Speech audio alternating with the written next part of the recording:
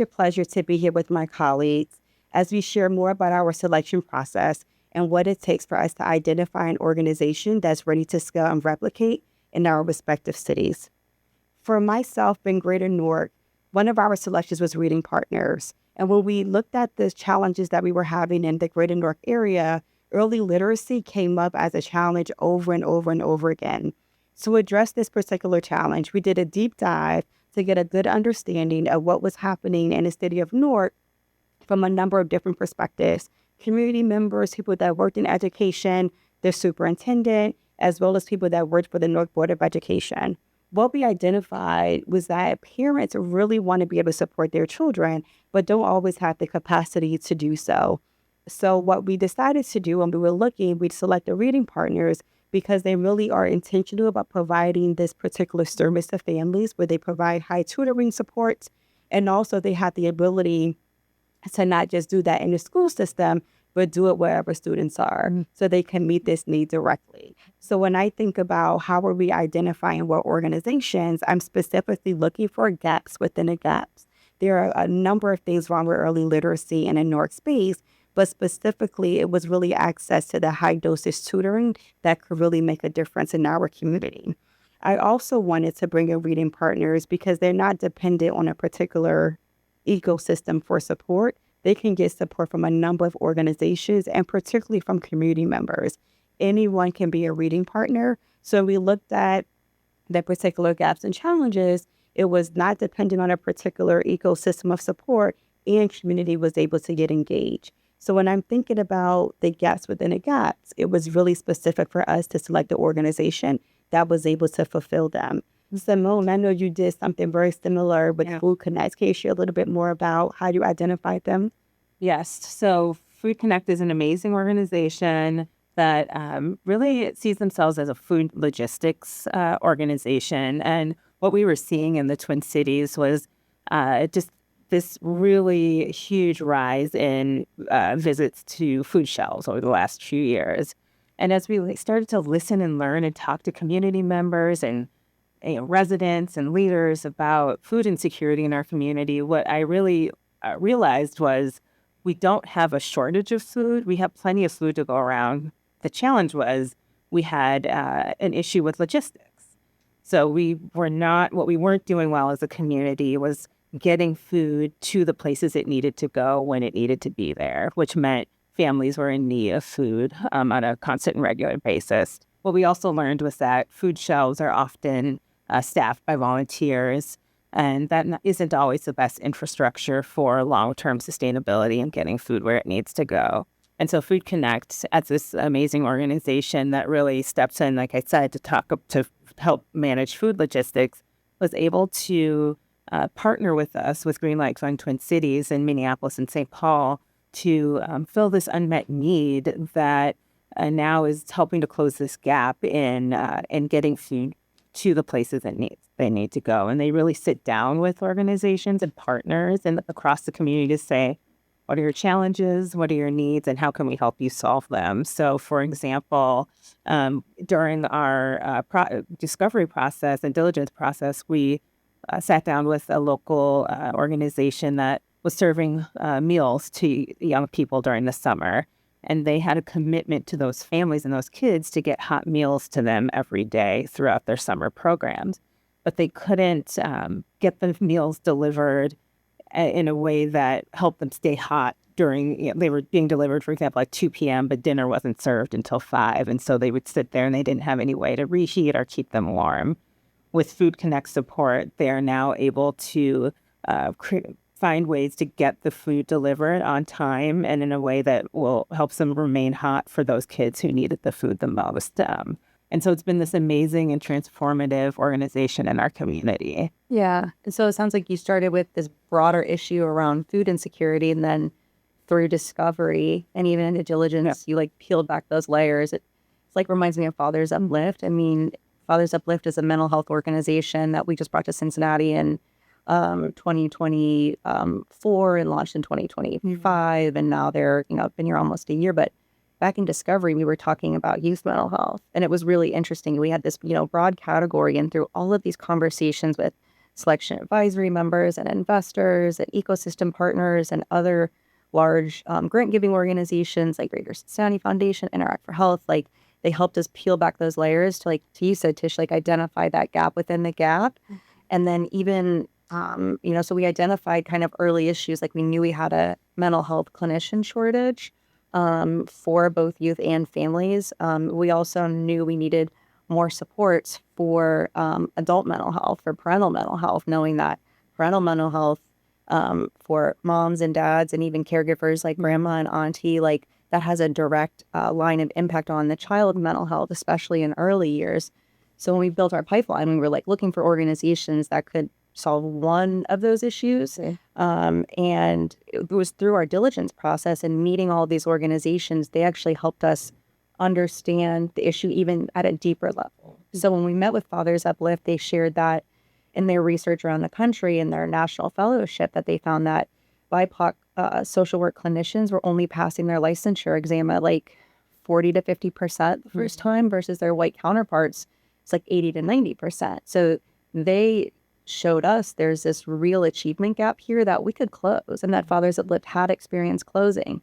So when we brought that information back to our SAC, the Selection Advisory Council, people were like, oh my gosh, this is huge. Nobody had been really talking about that. And then we did some data digging and found that, gosh, only like 4% of psychologists in the state of Ohio are BIPOC. So it was like through the diligence process, we even learned more about the issue. And it was just like hugely transformational and really sold the Selection Advisory Council on like, this is the right organization because not only is it benefiting bringing in, their fellowship model is going to help close that achievement gap for social work students. It's also going to benefit the broader ecosystem of mental health partners because we're going to be building that pool of like highly trained clinicians who are now passing their licensure exam. So it's interesting. You go from this big issue down to these like micro issues that actually make a huge difference. Yeah, I totally see that with Food Connect as well. Similarly, what we learned is not only is Food Connect getting food to where it needs to go and helping frontline organizations, be more efficient and effective and closing that gap, but they're also helping to employ drivers, delivery folks in the community and across the community. And so, there's like these multiple impacts and layers that you get to see as you learn more about an organization that you're, considering from the community. Yeah, the diligence process has to be one of my favorite parts of the cycle because you really get to dig deep into the organizations. And when you spend time with them doing site visits, it feels like you're becoming family. And it makes our jobs a little more complicated because we can only bring one in at a time. But to really spend time with organizations, with their leadership, be able to see them in person, meet their beneficiaries, meet their program managers, it really helps you get more ingrained into the organization. In addition to that, what makes you feel good, you also do a deep dive into the financial assessments and our impact assessments. You get a good understanding of how the organization runs day to day. You get an understanding about the culture of that organization. So when we're selecting organizations, it's not just do they have the right model, but do they also have the right culture to fit into the ecosystem that we're trying to bring them into. And what I also appreciate about the site visit time is that it gives us the ability to say, do we have the right ecosystem for them to fit into? Or do we have the players that are necessary for them to be able to grow and also be sustainable? And sometimes, no matter how amazing the organization is, our cities just aren't ready. We just don't have the capacity to bring this organization in. What I also find is that organizations like Reading Partners and others, if they're selected or not, they just truly appreciate the process that we go through. Yeah. I've heard so many times, like just the thoughtfulness of the questions, the intentionality beside sitting beside them and learning more about their organizations, and sometimes forcing them to see their organizations differently and question, am I ready to expand? What does expansion look like? What do I need to have on the ground? So as I think about the Grant Life Fund process and the intentionality behind every single stage, it really makes me appreciate that due diligence process and all the doors that it opens for organizations themselves to think about if they're ready to be a Green Light Fund organization. And I know you guys have the same experience. And we've had organizations that are now on multiple sites because they appreciate the Green Light Fund support that they get from us. But any of you like to just kind of hop in and share more? I think there's nothing like a site visit where you get to go see the program and the work like live and in action. It just provides this like different level of understanding and appreciation for the work that I think really helps transform how we, also, and really makes our jobs harder and, making that final decision. And I had the opportunity to do that with Food Connect. And the other cool thing about that was we did our site visit in Kansas City, where Food Connect was already partnered with Green Light Fund Kansas City and doing work. And so not only did I have the chance to see the work of Food Connect live and in person in Kansas City, but also I got to sit down with my counterpart in Kansas City and hear from her about what the partnership has looked like for them and listen and learn. And so it's really, truly, I can't emphasize enough how much it's been just a game changer for me and my team. Yeah, it's so different looking at an organization on paper, looking at their KPIs, their annual impact reports, even their budgets. We're going through all of that before we even get to site visits, which I didn't realize, as an outsider to Greenlight for many years. Greenlight's been around in Cincinnati for 10 years, I'm a newer ED, but I had no idea all of the work that went into the diligence process before you even visit the program in person. So like how equipped we were to be able to really go deep really quickly and ask questions and really understand things at such a depth because of all of that pre-work we do with the financial impact assessment, the KPI assessment, and then also for organizations that have been in the Green Light family for years, we have like longitudinal data to see how did they handle, the COVID pandemic, how resilient are they through different challenges that were out of their control. But that blew me away. I just was so impressed when I joined Greenlight that all of that was already built for me as an executive director to be able to make that best decision possible. Yeah. And what also I think comes out of that diligence process and that close relationship you build is thinking about measurable results. What does impact look like? And the thing that I always talk about when I talk about the work that I'm leading in the Twin Cities is that I truly feel like my success and the organization's success are linked and it's shared. And so we have a commitment to creating impact and change in the community because our community really helped us, make this decision and select this organization. And so I've really loved, sharing that relationship and partnership.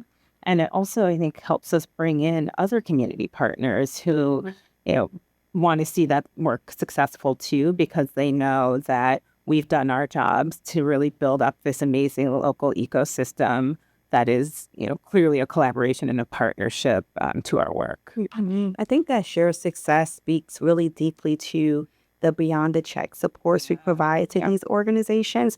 Not only are we funding them, but we're also holding their hand, providing warm introductions, helping them walk into spaces they would never have access to that easily, and really helping them integrate into a new community, which is difficult. It's not easy to say, I'm going to go to Newark or Minnesota or Cincinnati without any on-the-ground support. Now, also, I think about the social capital that our executive directors really lean into that allowed them to have the credibility to say, I trust Erin, I trust Simone.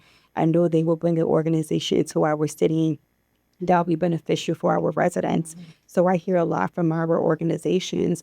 We so appreciate the catalytic funding that we receive, but it really is the relationship development.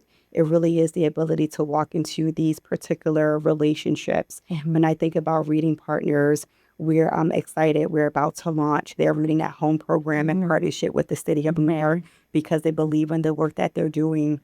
They work with the local libraries. They work with the local school district. And these are sometimes difficult relationships to develop if they were coming in on their own. But because they're coming through a green light, they're able to really be able to develop these relationships a lot quicker.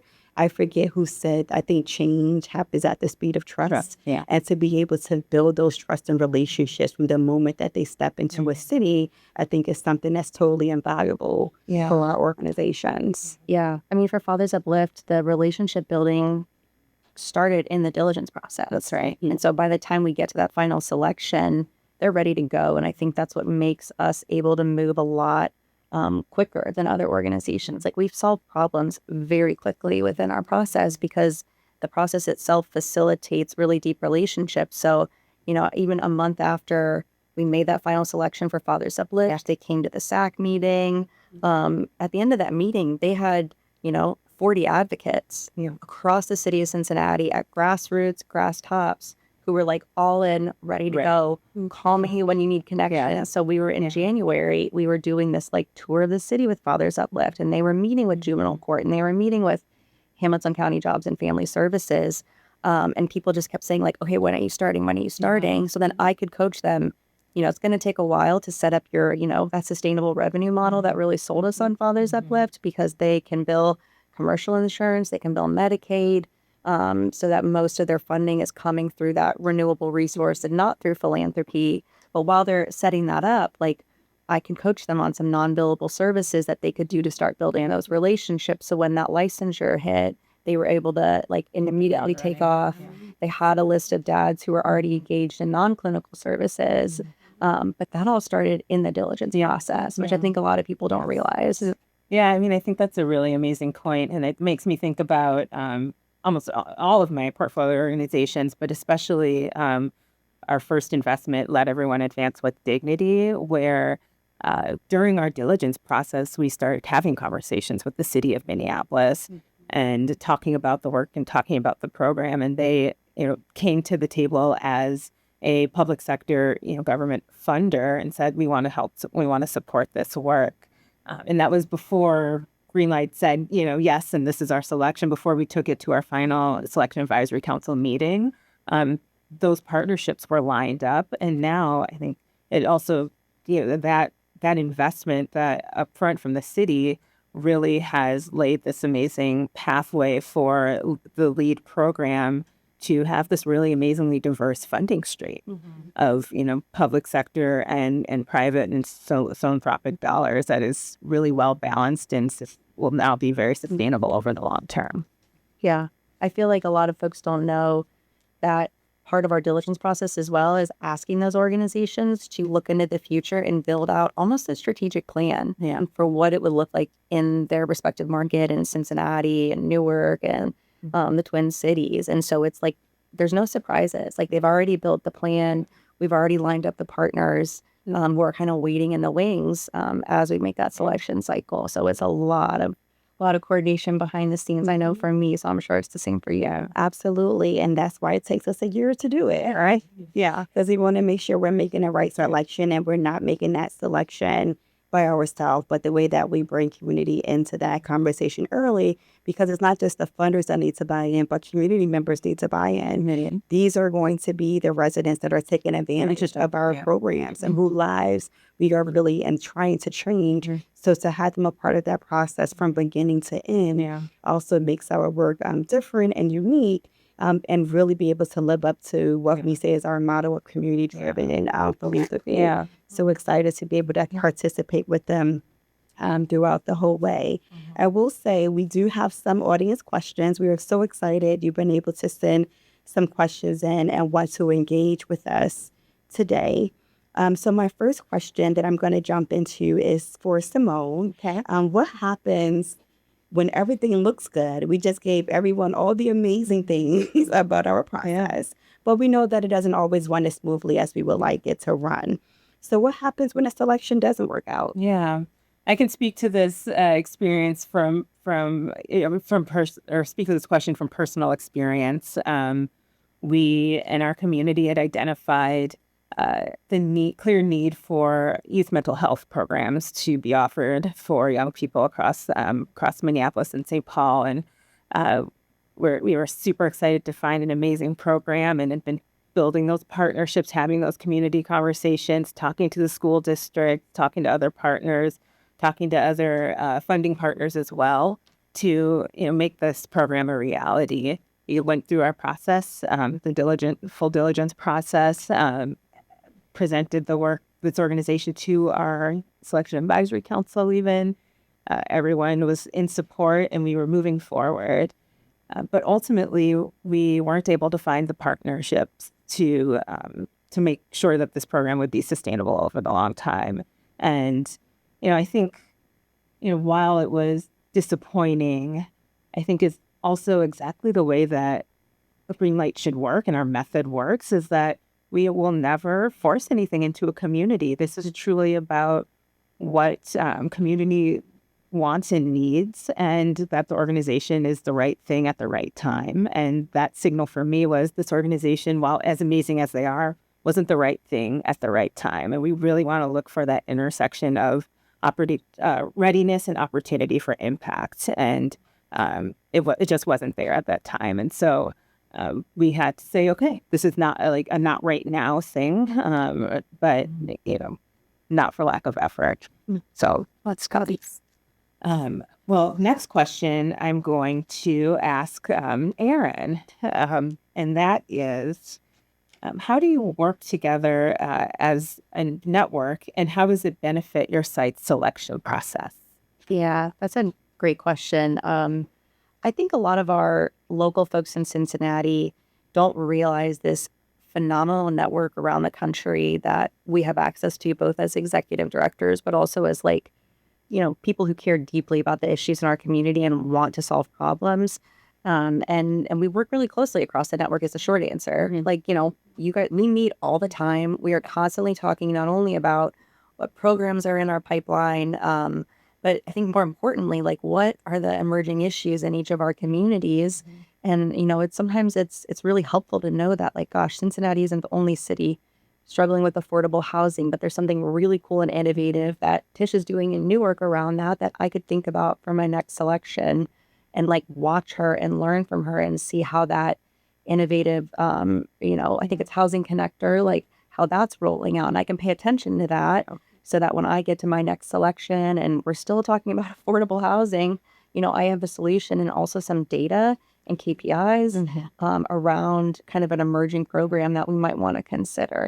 And so not only that, I think it's also when you get to, the end of selection and these programs that then want to grow more with Greenlight, every time they replicate with us, not only do we get better, but they get better. Yeah. When we brought Home Starts Renew Collaborative to Cincinnati, that's an eviction prevention program for families who are behind on rent, at risk of eviction. It was kind of new. It was one of the first housing solutions in the Greenlight network. And everybody was kind of watching to see how it played out. And we learned a lot of lessons. It's going great. United Way has been a phenomenal partner to help steward and shepherd that program. And it's now completely embedded within our local United Way. And so when Denver launched and they were looking at their first selection cycle, ended up looking at Home Start Renew Collaborative, and they were able to launch much faster than we did in Cincinnati because I was able to coach that executive director, Rebecca, on, here's the lessons we learned. I would do things in a little bit different order. And so I think that's the other benefit behind the scenes that people probably don't have a line of sight into. Yeah. So true. Yeah. Oh, so we do have one more question. This is a good one. I get this a lot. So this is for Tish. So how do executive directors allocate their time between running the Greenlight process and supporting existing portfolio organizations and managing the funding cycle? Great question. Really, really good question. And as I think about all the pieces you listed, there's so much more that we know that we do on a daily basis to make sure that we're being responsive to community. But as I think about how we balance our time, I think it's understanding that our cycle ebbs and flows. There are times when we are in the midst of all three of those pieces simultaneously. We're stewarding our phenomenal donors. We're running a selection cycle. We're managing portfolios. We're working on newsletters. We're doing social media, all community engagement. We're community engagement. There's so many things that we're doing. I think the one of the pieces, I think, Erin, you said it earlier, that we're not doing these things in silo, but to make it a lot easier because we do have national resources and local partners to lean on. I also think we are just making sure that we're prioritizing the work that we're doing, and community for us always comes first. So when we think about how we engage community with fidelity and with dignity and respect, that is always top for us. Yeah. But then it's also, how do we support the organizations that we bring in? And the beauty about the organization is because we are on a really intentional funding cycle, we're not typically trying to raise a lot of funds while we have the chance to do the work. We do have the ability to do an amazing work, be able to really touch community, be able to work with our portfolio organizations and bring our investors along on the journey with us by sharing updates with them, by having a quick cup of coffee or hopping on a Zoom to talk about our progress.